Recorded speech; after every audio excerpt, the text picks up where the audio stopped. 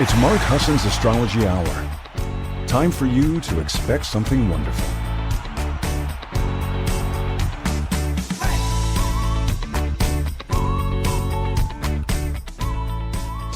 Well, good morning, everybody, and welcome. It's Mark Husson, and this is the Mark Husson Astrology Hour coming to you live on Monday, September 11th at 8 a.m. Pacific. It's about 11 a.m. on the East Coast. How are you? I hesitated there because it's 9/11, and I know that conjures up a lot of feelings for all of us. If you're in the U.S., it's a particularly heavy day.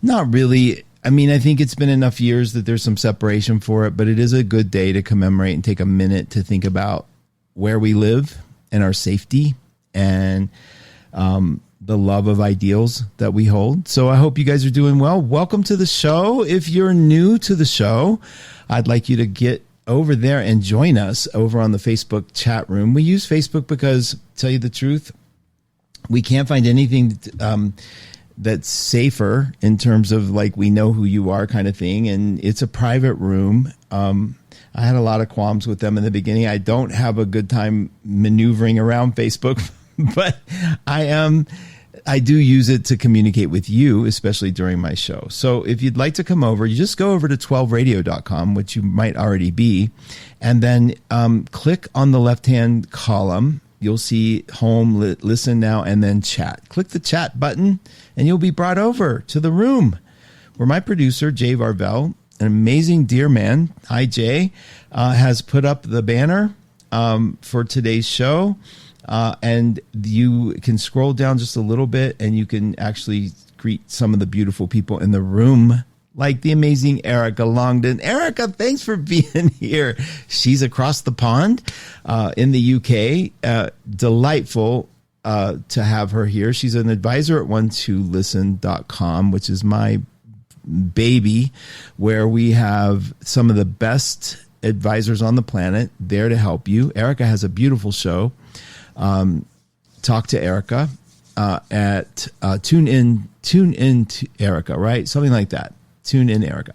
On Thursdays, about 8:30 in the morning Pacific time. Thank you, Erica. It's great to have you here. It really is. Hi, Lynn. Always good to see you. Laura, thanks for being here. Val, happy Monday. I have a doctor's appointment in 20 minutes. Get to share space with you all briefly. Hi, Val. Hope everything's good. She's loving the conversation. Last week was great. That said, my 10th house is ruled by Gemini with Mercury and my moon, but Cancer is in there a little in the 10th with my Saturn and Neptune on the midheaven. Oh, okay. We're going to go deeper. I promise. We got to do this slow because we have such a mix of people, but good work, Val. That's great description. I see it. I feel it. It's, we're going to talk about the rulerships and how we get to that. And, I thought I would do that in chunks. This is a really active week. We have a lot astrologically going on, so I want to make sure we cover it. But I also want to make sure we get really into how to interpret the parents in a chart. Really fascinating stuff. Denise, thank you for being here. Alicia, good morning. She says hi to Jay and the tribe.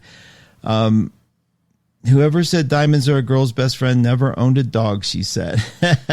I heard that the diamond jeweler people are now promoting diamonds for your best friend. So it's interesting you say that.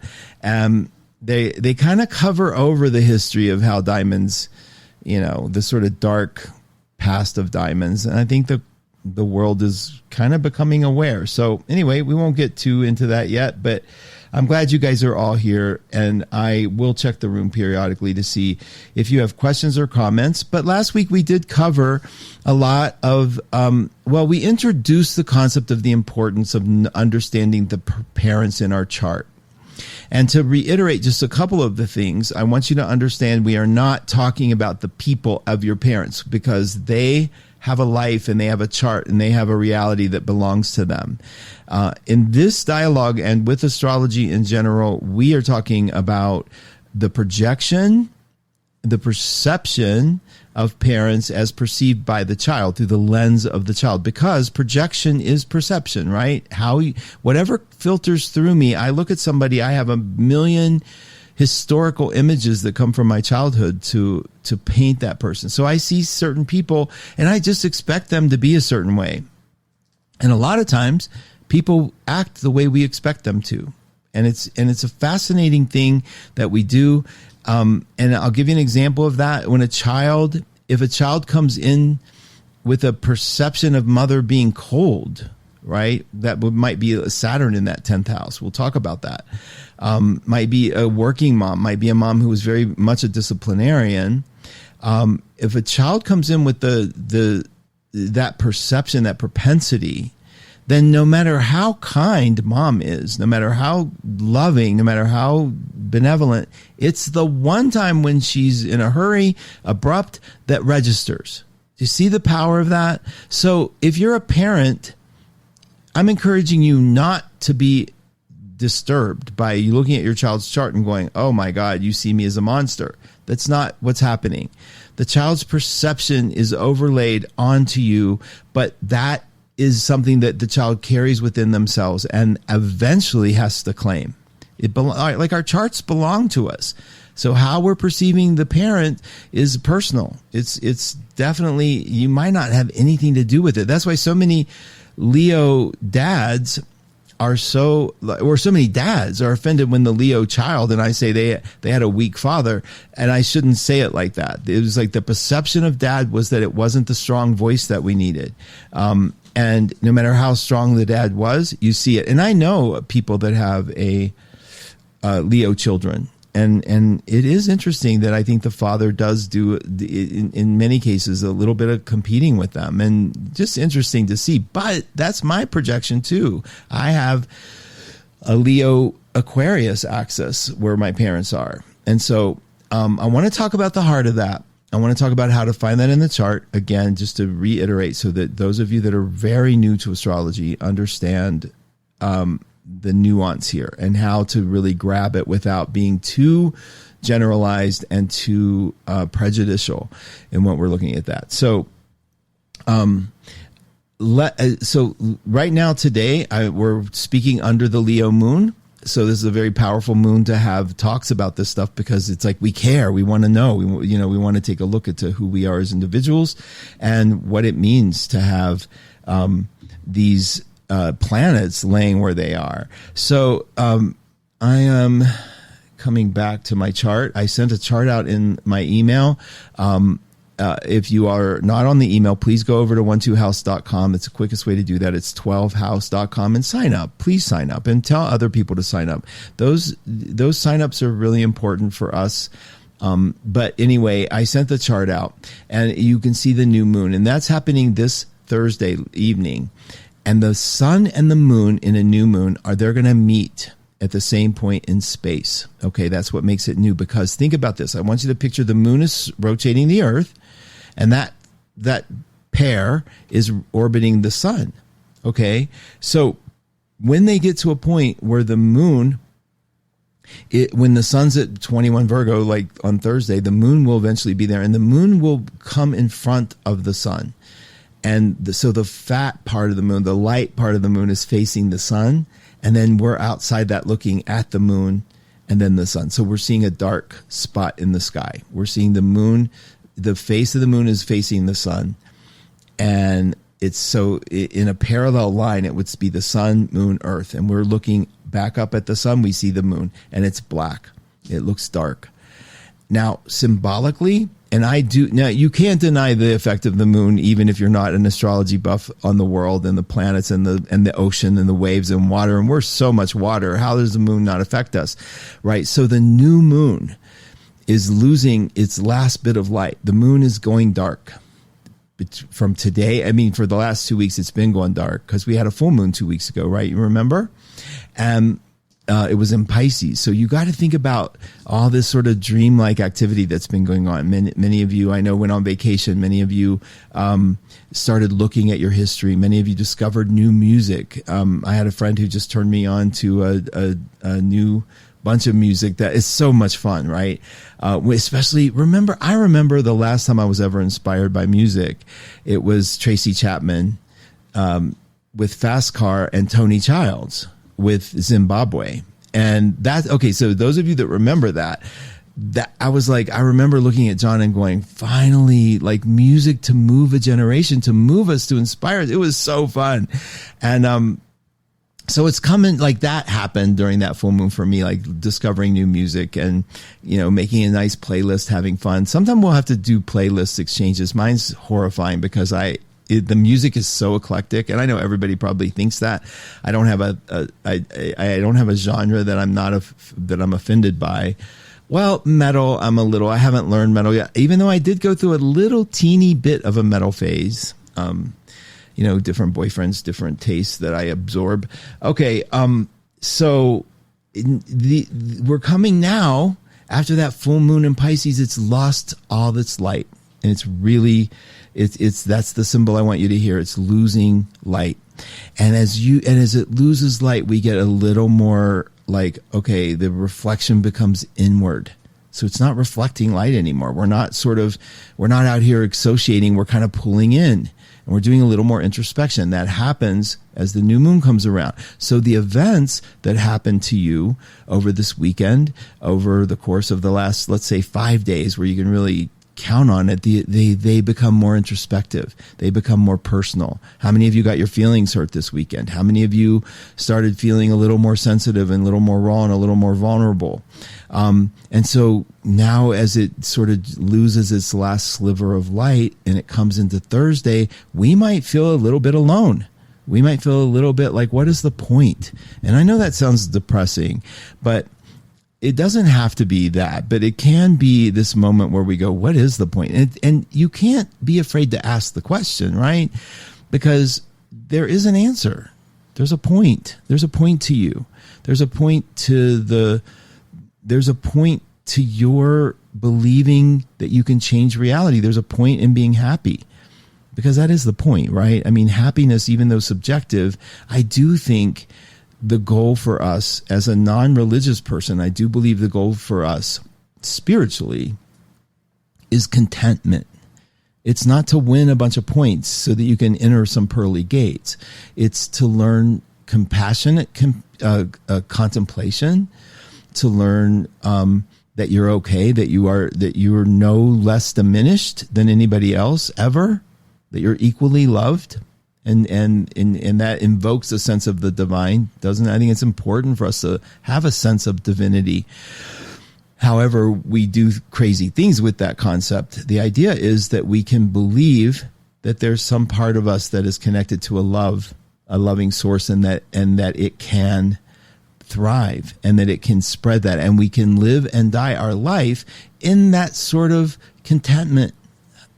And even though things happen to us, we start learning that you're not the body. You're so much more than that. And I know some of you are dealing with health crises and emotional distress issues. And I'm so sorry for that, because we all get our turn at it, right? We all get our turn at having to deal with this. And that's part of the fear of life. That's why we do what we do in terms of reaching out and staying active and distracting ourselves. It's why I shop. I know it's why I shop. It's why I disappear into horror movies. I told you, I think it's because there, but for the grace of God, go I, let them deal with the horror.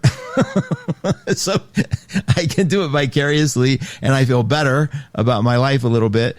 Okay, so that's energy of the new moon comes. It sort of encroaches on us. And by Thursday, it's dark, okay? Now, it's in Virgo. And so at that moment, 6:40 p.m. Pacific time, at that moment, it changes its course of direction. It sort of freezes right there, and it changes course. It suddenly is moving away from the sun in such a way that and it's spinning. So we're starting to see a little of that sliver of light come back. But up to that point, it's Virgo. And the thing about Virgo, it's Mercury ruled, which is our brain. And if you are in this situation where you are going to analyze anything about yourself, I feel bad for you, because Virgo doesn't miss a trick. Now, the symbol for Virgo is like literally sorting grains of sand, like that minutia that Virgos tend to adhere to. They tend to understand. Because they're synthesizing all these bits of information. And when a Virgo starts bringing that attention to themselves, it can be hell. okay, it can be awful. And it's awful when they put it on us. Like when you know a Virgo and they're starting to dissect you. Whew. But imagine now we all have that and it's turning in on us. And we're starting to see the flaws in ourselves, and we're starting to see what isn't good about the house that we live in, or we see the crack in the ceiling, or we see the foundation, whatever, and it's like that can be hard. So one of the gifts of Virgo, though, instead of synthesis, and sort of like separating all this stuff, dirt, not dirt, awkward, not awkward, irregular, not irregular, is its ability to serve. Virgo's ability to see the pain, the wound, and to attend to it. And I'm convinced that's why I've said this a million times. That's why parents have Virgo children. They're the ones who will take care of business for you. They're the ones who will be there when you're sick. They're the ones. And Virgo's tendency to care is amazing. So the idea here is that we can bring that sense of care to us during this time. And you have a choice. You really have a choice not to sort of flip the switch on yourself, because Mercury is in Virgo and it is stopping in its tracks on Friday, the end of the Mercury retrograde. So this ruler of all this mental synthesis, this ruler is slowing down. And if we're stuck in some sort of loop, then I think you could get in trouble. And do you realize that your thinking is a choice? Like you can opt to deal with this later. You can opt consciously. Now, I know a lot of us, by shopping and doing other things, are not looking and not even saying, let's deal with it later. We're just avoiding it. But when you look and say, you know what, I hear the voice in my head. I know this is about to pounce on me. I know it's about to pounce on this other issue or this other person. You can walk away for a minute. You can ask for some peace. You do get to choose that. So when Virgos seem out of hand, when the Virgo part of me gets out of hand and I'm starting to like, I need this cleaned, or I need this, I'm having part of the forest in our yard. I talked to somebody about, could you just call it out, because I fell. I was pushing a tree, to this dead tree. I was pushing it, and it, it just uprooted and took me with it. And I was like, wow, okay, I'm too old for this. I'm getting some help. But it was like kind of, what are you obsessing about? Like, what is it that you need this clean for? It's this new moon energy, right? It's this sense. Then you start thinking, oh, there's things living in there, and and it's like, wow. And so you can stop the obsession if you want, or you can acknowledge that you don't want and keep it going.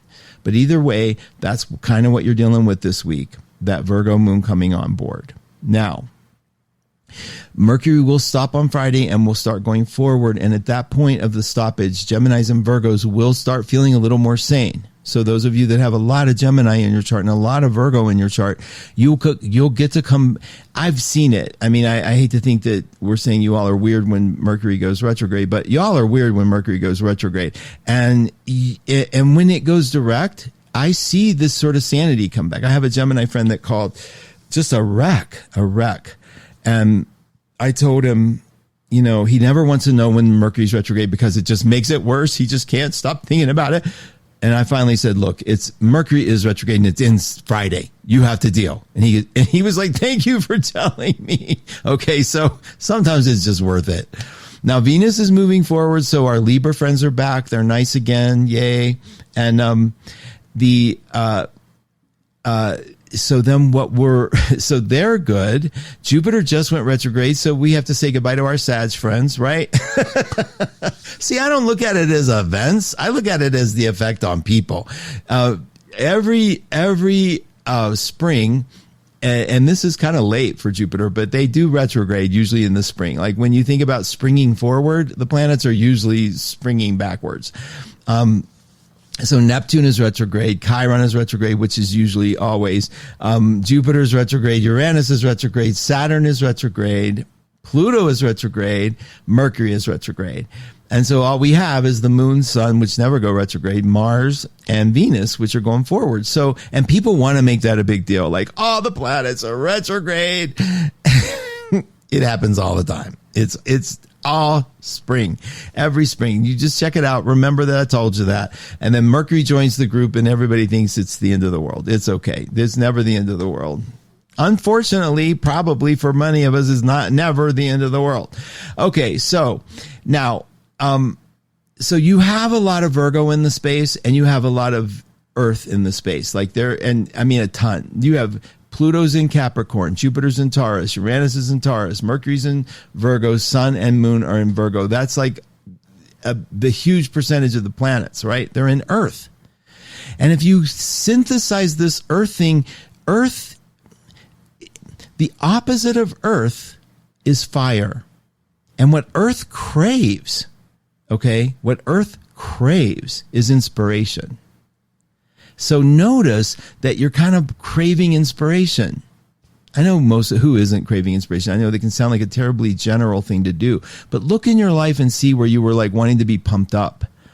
I mean, just pumped up for some reason, or to have something to help pump you up. I'm going to go to this concert. I'm going to go to this. I'm going to watch this new series, whatever that pumps you up. So there's a lot of Earth out there, which means there's a lot of pragmatism. There's a lot of like, we think things it can kind of look black and white, right? But it's also manifesting.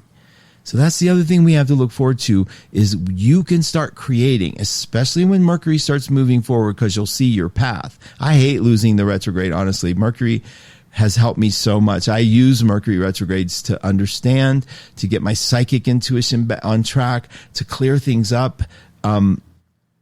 But when Mercury does go forward, you'll see a path to manifesting, to how you want to create things in your life. And on all the planets, like the sun and moon, the new moon is going to be at 21. Uranus is at 22. Pluto is at 28 and going backwards toward that 21 point. So we're seeing this ability to kind of like, think outside the box and maybe create. And so let me encourage you during this time to possibly, start having an intention of what you would like to see. Like, instead of thinking about what's off and you can do it by virtue of what's off. But I do think it's a little more powerful to think about what you like, what I'd like to see. And you might like to see it because you see what's off and you want something different. But if you want something to be truly manifesting for yourself, let's start thinking about just a little bit about what you like. So, for me, it's very simple. It's like, I want to feel good now, right now. I have a hard time picturing how I want the future. I don't know why. I don't know what that is. I can't make a wish on, what's the wish for your birthday? What's it? People are so good at that. I'm just not. It's like, I want to feel good all the time. And I do, thank God. Typically do feel good. So use this time period to manifest and think about how you're going to manifest. And I also want you to stop, to think about this blame factor. We talked about blame last week. I'm going to now segue into the parental thing. Blame is very interesting, because when you blame something, there's a couple things happening. You're admitting something's wrong, number one. And so you're like, I'm effed up. My parents effed me up, right? And it's their fault, whatever. So now you're saying, oh, you really are effed up because they really did do something. Or they, or the boss, is an idiot. And so therefore all these things I did were wrong and I got to correct it. And we're blaming, or Mercury. So the thing about blame is, in no way does it show you a defense for yourself. Like, the minute you blame, you just gave up holding the hand of that inner child, in my opinion. You're basically agreeing with the child that they're the victim of something out here. Now, that might be true, but to me, what's a much more powerful message is to take a look at the part of your child that's going, I am here for you. I am so sorry that happened, and I'm here. Let's make it better. Let's build this up. Blame just commiserates, right? It goes into this sort of like, I agree with you. You were victimized. You were tortured. You are the victim of this terrible thing that happened, and you're right. So it doesn't do a whole lot for getting us out into this sense of let's fix it.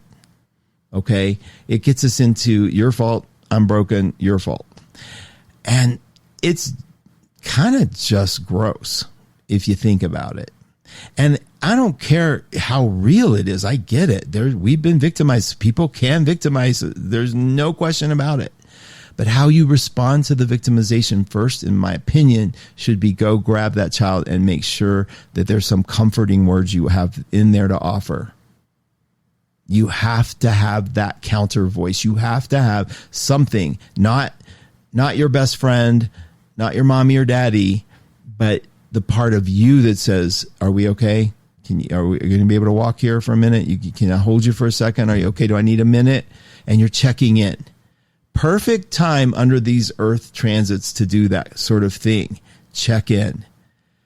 And you have to be able to check in neutrally, compassionately, not with some judgment, not with hysteria, not with the BS that I grew up with, which is like, It's kindness. It's gentleness. It's, let me see how I'm doing. Hold on just a second. So once you do that, then let's take a look at this parental thing here, because I think the parents are the number one. I mean, there's so many things about, like, if you're a parent, it's instant karma. There's no healing for you with your kids.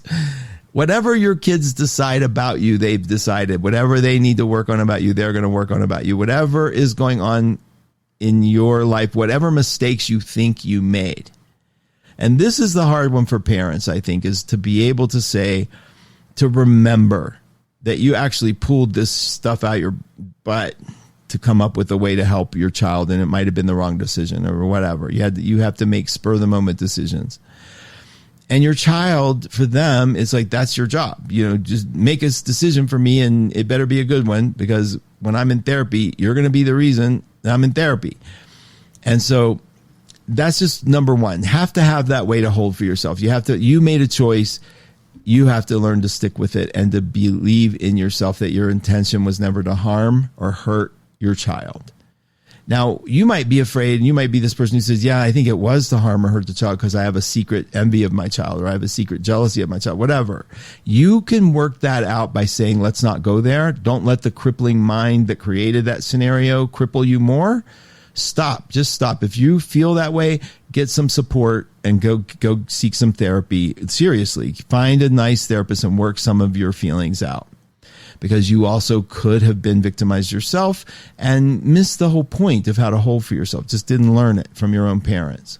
So when we look at the parental axis, you have a wheel in front of you, a chart, and there is a cross, a line that crosses down the center of it, and a horizontal from noon to 6 o'clock and from 9 o'clock to 3 o'clock. Now, some people run these crazy looking charts where the houses are all over the place. They're slanted, they're huge, they're small, they're big. Everybody has their way and everybody thinks they're the right way to do it. That's fine. Good for you. I do it even houses so I can just have the vision. I don't want to make a mistake that I'm reading the wrong house. I want to know exactly what house I'm dealing with. So my charts, like the ones I send out, the houses all look the same size, but they're not. So when you divide up space, some of these houses are bigger than others. And some of them are so big based on where you were living that they consume an entire constellation. Some of these houses, we draw it from Taurus all the way over to Gemini. And so Gemini got consumed on the inside, or from Taurus to Cancer. So you'll see some weird things going on. But if you just look at that chart, like the one I sent, and where you have like a sign at the 10th house at the beginning at noon, and you have a sign at 6 at the bottom of the chart, those are the two that are going to be ruling the parents' house. So the sign at the 12 o'clock position rules the house of your mother. The sign of the 6 o'clock position rules the house of your father. Just play my game, my rules while we're doing this. If you learn something different from somebody else, that's fine. Now, because we are bodiless when we're in the womb, basically. I mean, I know that's technical, but I'm saying the shell that we're protected by is our mom's body, right? That's really the shell that protects us. And then when we're born, we have our own. So the reason I mention that is because your identity sort of, when you come out, is still sort of like, woo, okay, I'm in the world. Okay, I have a body. And the identification with mom and dad is starting to form, how you're going to see them. And that's those signs on the 12 and the 6th house positions. Now, we covered a little bit. If you have planets in the 10th and the 4th houses, those are the houses. When you're at the 12 o'clock position, it's the house to the left. It's that little open piece of pie to the left. And when you're at the 6 o'clock position, it's that little open piece of pie to the right. That's the 4th house and the 10th house. If you have a lot of stuff happening in there, then you have a lot of stuff happening with your parents. Okay? So just in general, just think about that. Doesn't matter what sign they're in. It doesn't matter the sign. It matters that there's planets in there. Now, if there are no planets in there, you still have activity. You're still looking through the lens of the signs that are on the cusp. It's just not as convoluted. So we talked last week a little bit about having the sun sign, the circle with the dot in it, in the 10th and the 4th, or the 4th. Both of those is where the identity of the child wraps into the identity of the parents. So you suddenly might be striving to be seen, the sun, seen by the parents, the light illuminated. You might have just taken on their values, like what you're supposed to do as a child. Either way, identity, the sun, is deeply wrapped up into the parent. Okay, so if you have the circle with the dot in there, yes, you definitely have an identity connection to your parents. You may never know it. It's like that thing I talked about last week where the doctors go from, excuse Javi barking, I think there's someone delivering something, but there's the families of doctors who have doctors' children, right? A lot of those children who become the doctors have that sun in the 10th or the 4th. So it's identity there, like, so who your parents were. And you you typically admired them. And if they weren't there, you'd longed for that admiration, right? So that's a very important thing to try to remember. I'm going to yell at Javi. Hang on. Thank you. Then, now let's add the moon. The moon is now very much about our needs. The moon is very tied into each of the parents. So if your moon is in any one of those houses, there's an insane sense of survival. And I say insane, I'm just being hyperbolic, but it's a definite emotional unconscious tie-in to the parent, to one of the parents. It's where your needs were needed to be met by that parent, where how your survival was around them. So if you have a moon in one of those houses, then there's definitely a sense that this person is important to me. Now imagine that this person and your survival are that intertwined and they're not there. Aquarius moon people feel this a lot. Because the moon is really the representation of mom and the sun is really the representation of dad. So we have two other ways to get to that point. The sun and the moon, the 4th and the 10th house. So there's a million ways to identify parents in a chart. The sun and moon. Now, I want you to try to do me a favor. Forget so much the signs unless I bring it up. When you look at your chart, it would be fun for you to just see placement, location placement. Like, my sun is in the 6th. My sun is in the 10th. My sun is in the 4th. Just because that house placement is crazy powerful. Now, if you don't know your time of birth, we won't know exactly where the placement is, but we'll run it for the sun always being in the first because it works because there's a million reasons why it works. I won't convolute it. But if you know your time of birth and you ran your chart and you know where the planets are, that matters a lot. Just erase the sign unless I bring it up. Now, so if you have a moon in any one of the 10th or the 4th, then that ability to feel survival, how your needs were met, were coming from that parent. And if that parent wasn't there, then that's a really important psychological condition of like, can I anticipate my needs ever being met? I mean, think about that. If you're tied in completely to a parent's needs, like, I need my mom, I need her, and she, left at an early age for you, you might have that longing, that maternal longing inside of you, and might even embody it, might even be a mother for many because of that. But you have to look at that. We have to really delve into the possibilities of what could happen in that way. So then, like, again, that's the 10th and the 4th identify mom and dad. The moon and the sun identify mom and dad. Moon being the mom, sun being the dad. Then look at the sign your moon is in and what it's doing regardless of what house it's in. And we learn a lot about the mom then as well. Now think about your mom's psychological condition. A lot of that is determined by not only the 10th house, but the 12th house. What was going on internally in your mom while you were in the womb? A lot of that's determined by the 12th house. So if you have a lot of planets in your 12th house, which is basically the, what is that? The 10 o'clock position. It's between 9 and 10, that little piece of pie between the 9 o'clock and the 10 o'clock position. If you have a lot of planets in there, then a lot was going on with your mom on an unconscious level during your birth. Okay. Like I have Neptune there, and my mom admittedly said they gave her amphetamines to keep her weight down, which I just so don't believe. I think she just was an amphetamine addict. And that's what happened, because most of you know my history with her and drugs, but I have Neptune there. So my mom was definitely involved in some, drug use during her carrying me in the womb. And it also implies, because why drugs? Neptune rules Pisces. Neptune is the drug ruler, right? If you're looking, if somebody's an addict, you look to Neptune for any reason. Okay, so 10th and 4th, if you see a moon there, it's pretty important, your needs needing to be met. And if your parents didn't meet those, then we're in a little bit of like what you have to look at. What I was going to say, we're in trouble. We're not. We're looking now how the child compensated.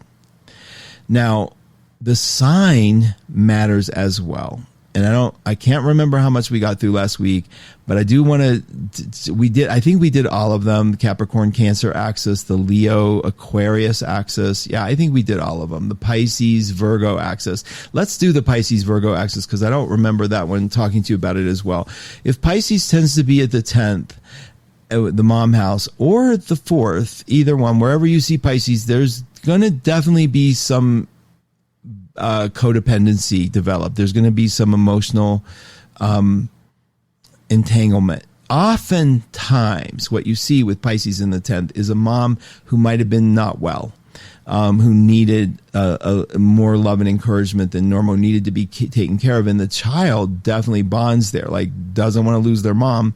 And so ties into that. More often we see if Pisces is on the 4th, we have to investigate things like, was there addiction in the family? Was this, and Pisces for mom, for sure. We ask about addiction. I don't know why, but I see Pisces on the 4th more often associated with addiction of the father. But more and more that I'm learning, I see addiction with mom as well. So, but we ask the addiction question. You have to talk to your client or yourself. Was there addiction? Just like if Scorpio was on the 4th house, we say, were there sexual secrets? Were there some things you just don't want to talk about here? Guarantee there are. If you have Scorpio on the 4th or the 10th, there are some things that just don't get discussed.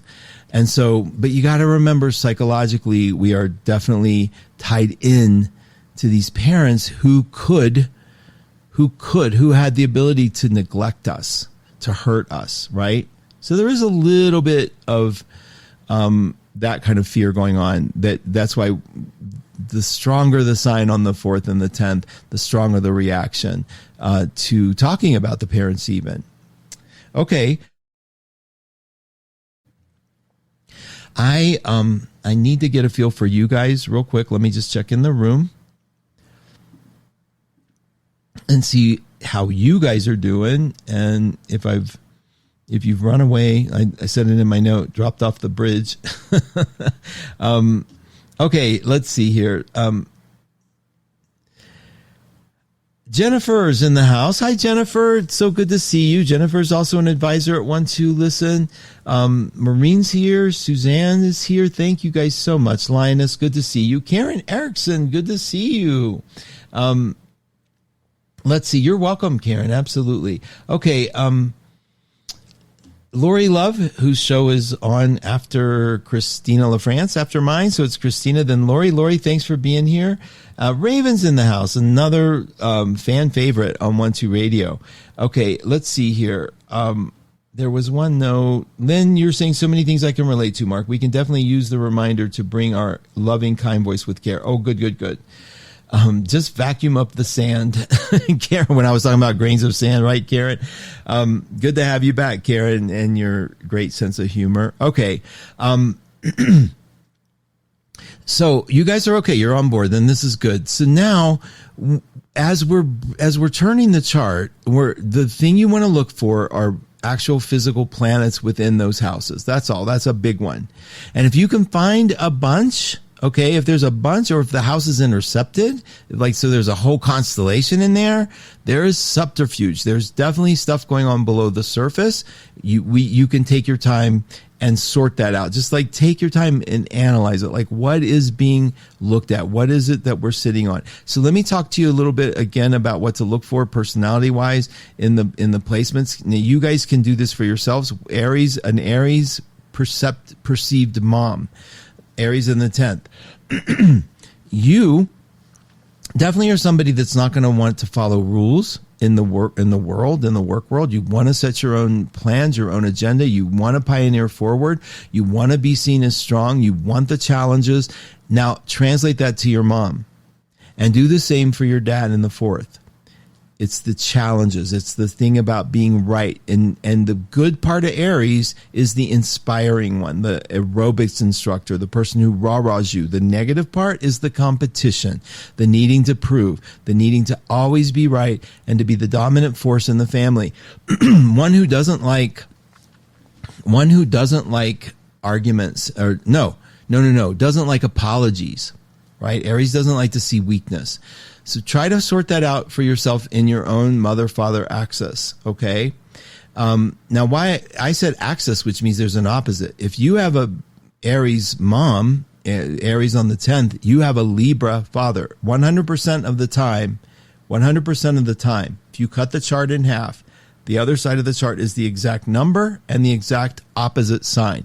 So if you have Aries at 10 on the 10th house at the very top, you have Libra at 10 on the bottom. Guaranteed at 100%, never fails, always true. Okay? Now, Aries Libra axis is really interesting because that is the parents that one was always seen as the good guy. One wanted the world to see them as a good person. They wanted the world to keep the peace. The world loved them. But oftentimes as a child had a hard time with them, depending on what planets you had there. Because I had an aunt like this. My aunt, I always talk about her to you guys. That's how I learned Libras were some of the meanest signs on the planet. Right? It's just for me now. They have this capacity to be the only inanimate object of the zodiac. It's like the scales. And she was scary. I mean, scary to the point you walk. She's very, very wealthy. The kind of person that you wish wasn't wealthy, honestly, because she was like wanting to buy her whole neighborhood block. She wanted to buy all the houses on the block. And granted, I want this to be clear. We were the poorest family. We were seen as such not a threat to her. My dad was a counselor. My mom was a secretary. That's the truth. So here she is, millions, and she lives in this beautiful house. She is so mad at this one neighbor because she bought there were 6 houses in her little block, and she wanted that last house, and the woman didn't want to sell her home to her, didn't want to leave. And my aunt made her life a living hell. That's how bad it was. That's how mean this woman is. She's gone now, but oh my God. So I remember that, and as I learned astrology, and I remember she wanted a reading from me. I bit my tongue on so many things I wanted to say. But anyway, the point, if you have that axis, Aries Libra, then you had the aggression. You have to work out that aggression. You're carrying the will of your parents on your back, and you sort that out for yourself. How did it get defined? How did that Aries energy get defined for you? How did the Libra get defined for you? Was this parent always seen as the minister, the nice guy, like your dad, Libra on the 4th? But underneath, he was icy cold, or vice versa? Was your mom always like, don't let the neighbors know this is happening? Okay. Now, what are you carrying in your nervous system about how it looks when that's your axis? So see, that's how it works.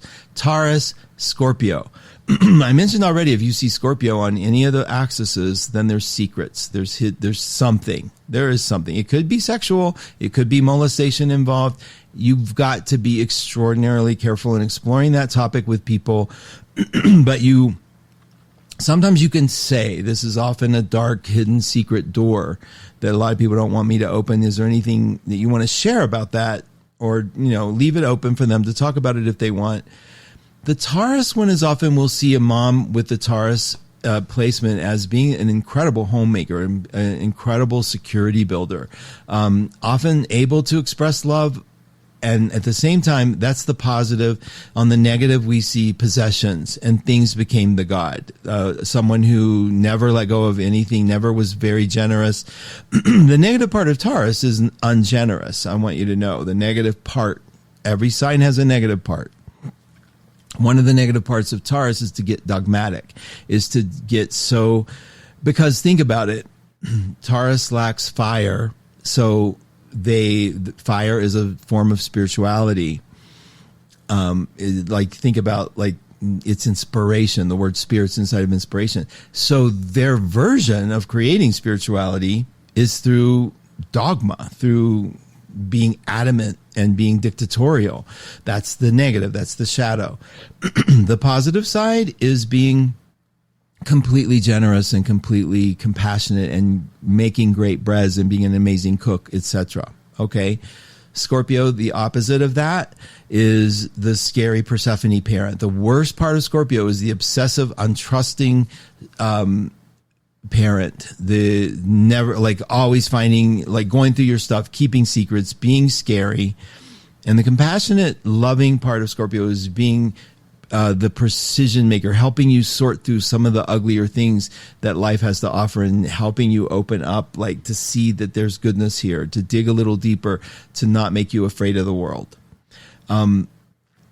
Turning the dial to the Gemini Sag component.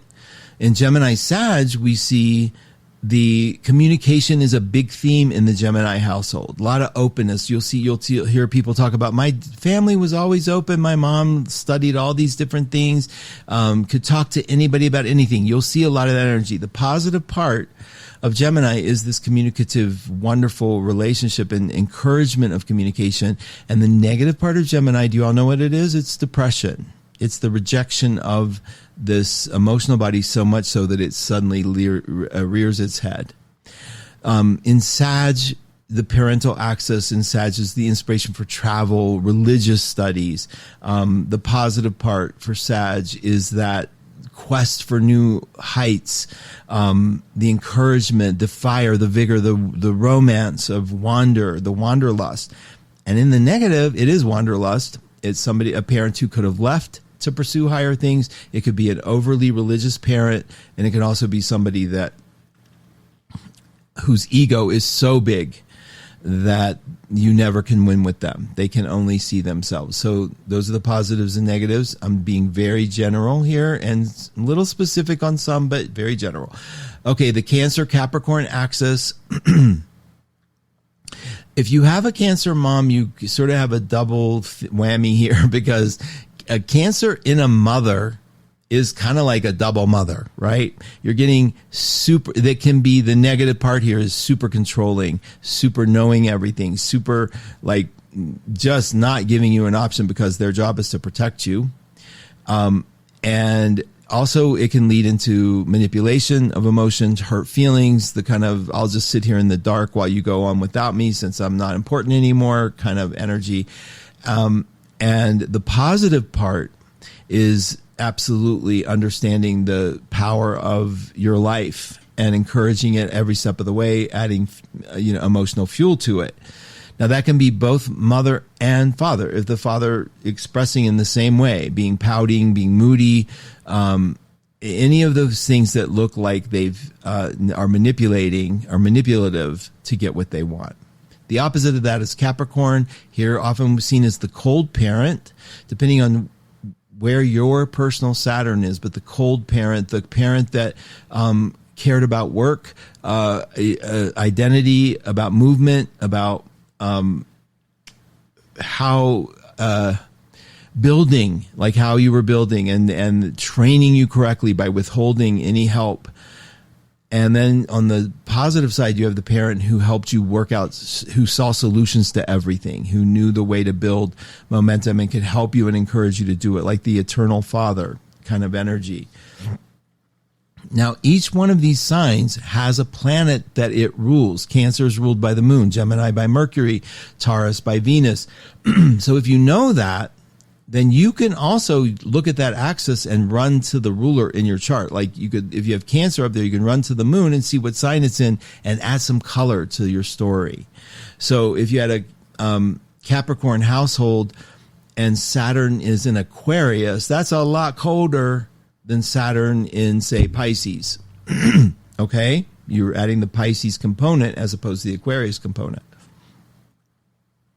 Okay, let's move on to Aquarius Leo now. That axis is an interesting one. The fixed signs, which would be Aquarius, Leo, and Taurus, Scorpio. Those are the ones that are pretty dramatic. They're just there. They're stuck there. And so you see in Leo, this is the fear of narcissism on the mother or the father's part, where the child isn't seen at all. And you have to look to the sun sign to see what's going on there. Now, that's the negative is narcissism for the Leo part. The positive is an extreme encouragement, sunshine, optimism, hope. That's the positive part of Leo. The negative part of Leo is nothing exists if it doesn't include them. And so look at your parents and see what happened there. Often, because of the mythology of Leo, it can mean the absent father. So if you have Leo on this axis anywhere, you might have leaned into the a father that wasn't there. And I do have, this is my placement, which puts Aquarius on the 4th. My mom, Leo is at the 10th. And mom was definitely a narcissist. The world revolved around her. And dad was kind of gone. He was the mathematician, right? He was the counselor, school counselor. And the Aquarian ruler down there was sort of like all the lights were on, but nobody was home. And that was my experience with my dad. Now, I had 2 sisters above me that he worshiped, and he took them to a camp for 6 weeks, left me with mom. I was too young to go, but I was left. And I remember her locking herself in her room, and, I had the TV on, and, I remember when they came back 6 weeks later, I kind of didn't know who he was. And that's the epitome of the Aquarius absentee parent. Now, if it flips and Leo's at the bottom and Aquarius is at the top, you have a mother, we often say all the lights are on and nobody's home. Mother who was always active, who may have been an amazing mom, but also if something didn't fit what she considered to be the way, it didn't exist. So you have to decide for yourself how that fits into your life. And, sometimes she had to be both parents because Leo's on the 4th, implying that dad wasn't there. So you got to go to Uranus and see the ruler of Aquarius there to see more detail about that parental axis. Lastly, we have Pisces and Virgo. I had just looked at the time. How the hell did that happen? Christina, I'm sorry. So Pisces, Virgo, we talked a little bit about that, but the Virgo parent led, the worst part is the critical parent that always criticized.